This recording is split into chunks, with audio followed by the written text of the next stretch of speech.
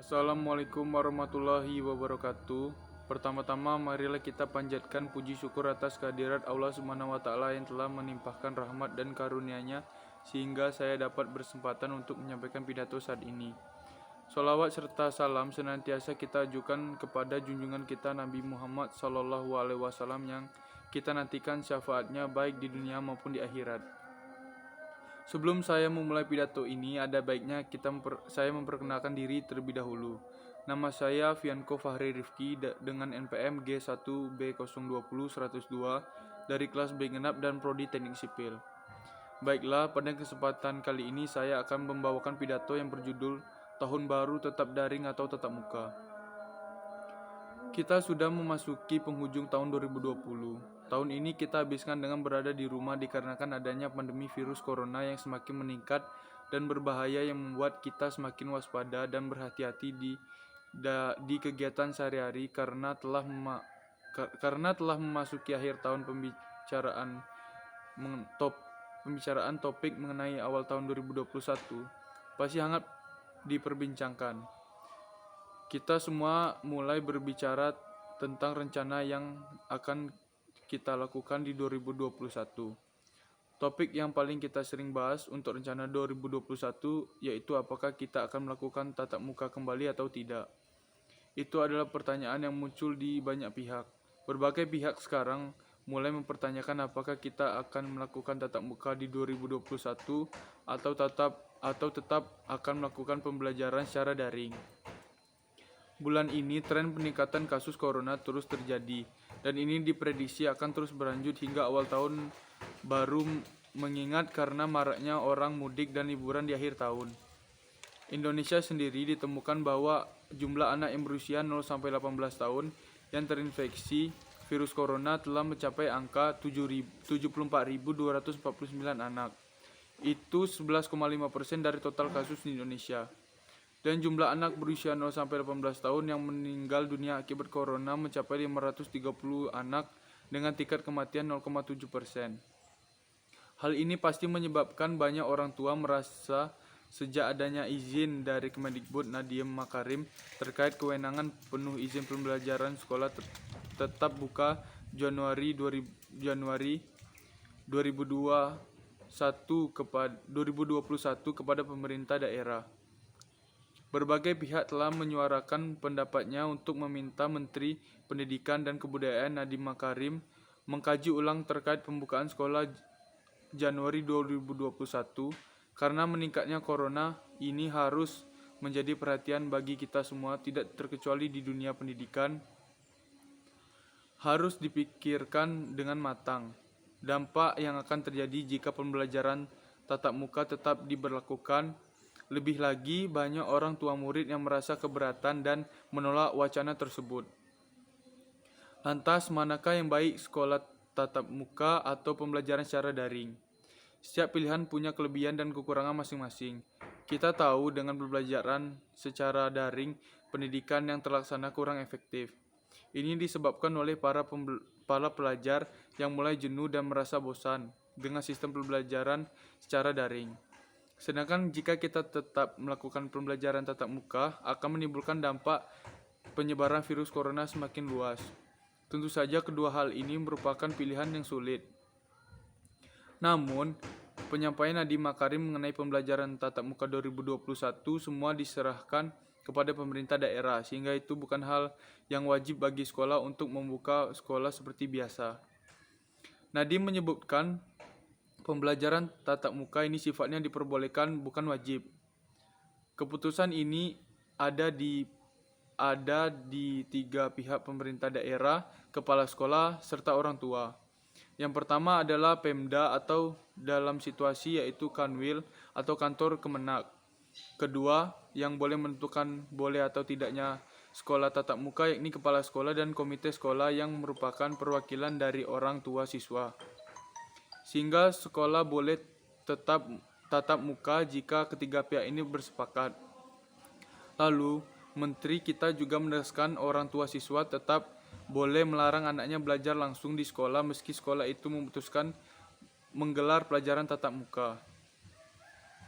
Dengan dibukanya pembelajaran tatap muka 2021 di sekolah-sekolah tertentu, diharapkan sekolah ini dapat mentaati protokol kesehatan COVID-19 yang telah ditetapkan seperti menjaga jarak minimal 1,5 meter, lalu meminimalkan jumlah peserta didik dalam satu ruangan, menggunakan sistem ajaran bergiliran atau shifting, wajib memakai masker dan mencuci tangan, menggunakan sabun, serta tidak melakukan kontak fisik.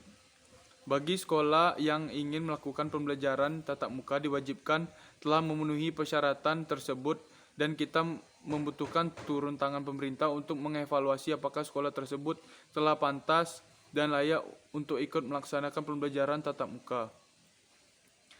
Dan dari sumber yang saya baca, sekolah di luar negeri sana menerapkan juga untuk tidak ada makan di sekolah, dan ini merupakan suatu hal yang boleh kita ikut terapkan dalam sistem pembelajaran tatap muka ini benar-benar dilaksanakan di 2021. Tetapi untuk sekarang dengan menimbang angka penularan yang terus menaik dan angka kematian yang terus meningkat, ada baiknya untuk kita menunda terlebih dahulu pembelajaran tatap muka, karena di masa pandemi sekarang sangatlah baik bagi kita semua untuk menjaga kesehatan dan berusaha sebaik mungkin untuk menekan angka penularan. Dan mengenai pendidikan yang tidak efektif ini terjadi karena banyak faktor, seperti siswa yang jenuh karena pembelajaran yang terjadi terlalu monoton.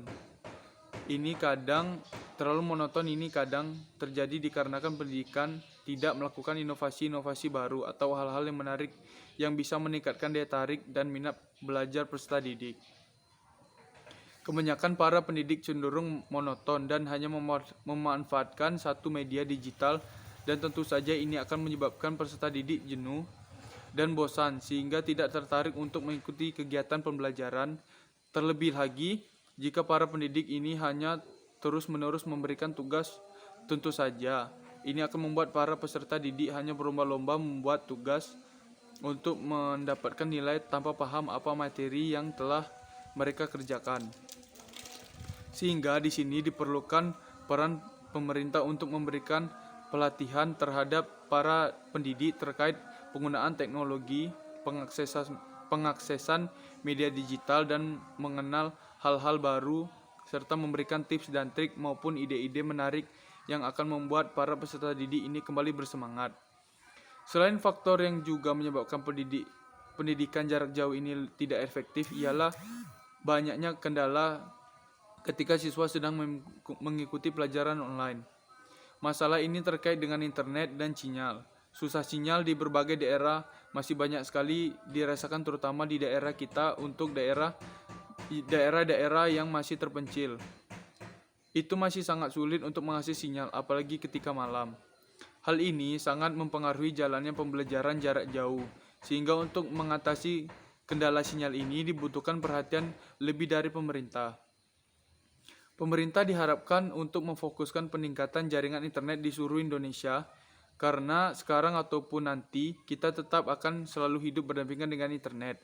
Jadi, cepat atau lambat, setiap daerah di Indonesia sangat membutuhkan jaringan internet. Jika pendidikan jarak jauh pun dapat efektif jika diterapkan secara baik dan benar dan mendapatkan perhatian yang lebih dari pemerintah, menurut saya sangat wajar pendidikan mendapat perhatian lebih dari pemerintah, mengingat pendidikan ini merupakan investasi negara yang baik untuk masa depan. Karena semakin baik generasi yang diciptakan, semakin baik orang yang memimpin negara ini ke depannya. Sehingga sistem apapun yang akan diterapkan di 2021 nanti, pembelajaran tatap muka maupun pembelajaran jarak jauh, diberlakukan dan memberikan dampak yang baik jika benar-benar dilakukan serius dan mendapat dukungan dari pemerintah. Jikalau itu pembelajaran tatap muka, namun kegiatan di sekolah tidak diperhatikan aturan-aturan yang ada, tidak diterapkan, maka itu akan sia-sia. Yang ada hanyalah penyebaran virus yang semakin tinggi. Sedangkan jika ingin tetap melakukan pembelajaran jarak jauh pun, jikalau problematika yang terdapat di dalamnya belum diselesaikan, orang pun menimbulkan dampak yang tidak baik. Oleh karena itu, semua tidak lepas dari campur tangan pemerintah. Pemerintah diharapkan menangani kasus pendidikan yang terjadi sekarang dengan serius, serta memberikan perhatian lebih. Pihak lain seperti orang tua pun harus selalu mengkoordinir anak mereka dengan baik ketika pembelajaran tatap muka maupun pembelajaran jarak jauh.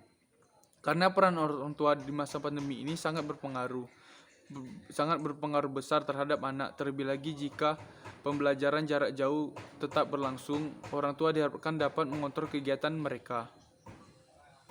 Begitu juga dengan kita para pelajar, diharapkan untuk menjadi pribadi yang lebih baik, yang lebih bersemangat ketika mengikuti pembelajaran baik itu secara tatap muka maupun pembelajaran jarak jauh. Diharapkan kita bisa menjadi pribadi yang mandiri serta bisa menggunakan media digital yang ada sebagai platform untuk mengembangkan diri, mencari informasi baru atau mengembangkan kemampuan intelektual. Mungkin itu saja yang dapat saya sampaikan. Marilah kita sama-sama berdoa agar pandemi ini cepat berlalu sehingga masalah yang ada dapat terselesaikan. Dan saya ingatkan kembali untuk selalu menjaga kesehatan dan menjaga kebersihan agar kita terhindar dari virus serta mencegah penularan virus. Sekian pidato saya, lebih kurang saya mohon maaf, kepada Allah saya mohon ampun. Wabillahi taufiq wal hidayah. Wassalamualaikum warahmatullahi wabarakatuh.